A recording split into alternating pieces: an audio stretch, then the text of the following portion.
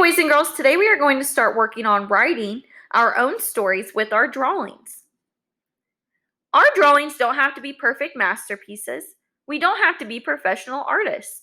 What matters is that we try to make our very best drawings and that our drawings tell the story. Let's listen to the story, The Dot. In this story, Vashti was upset because she didn't think she could draw, but she learned that her art mattered, and all she had to do was try her best. And she tried new things and learned some tips for making her best drawings.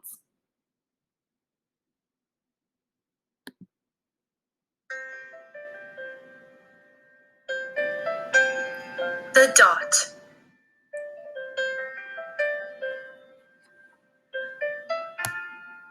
by Peter H. Reynolds.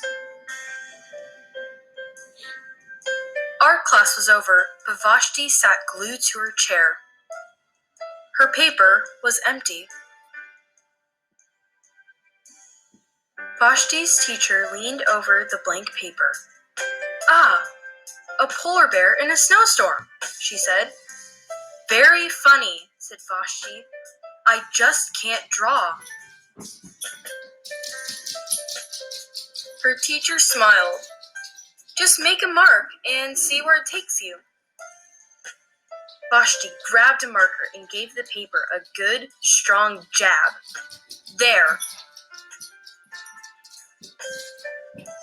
Her teacher picked up the paper and studied it carefully.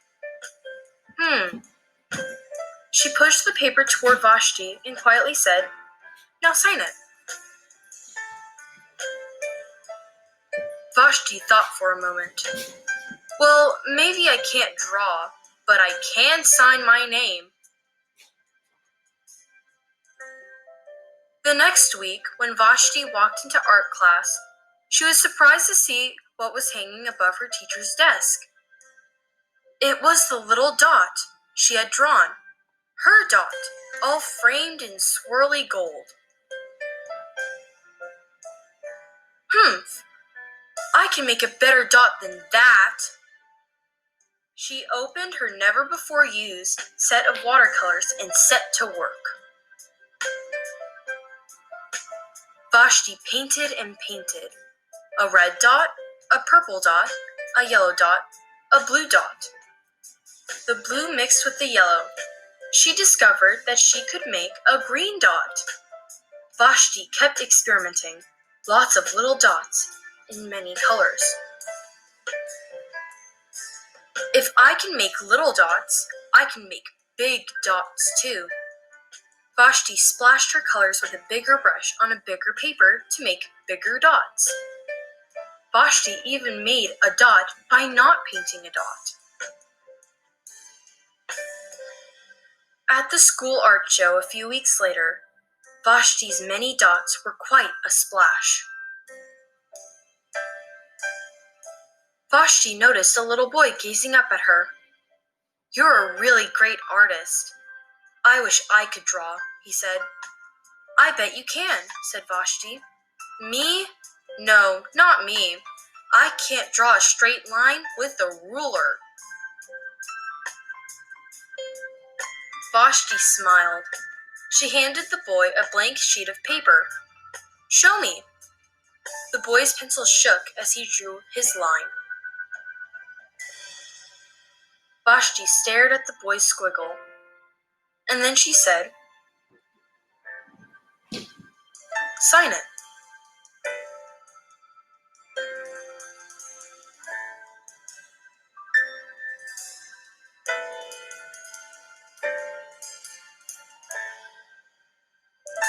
The end.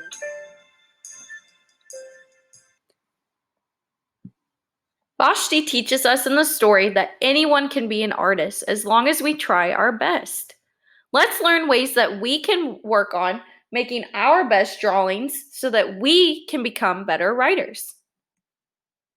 The first thing we need to do is use colors that make sense.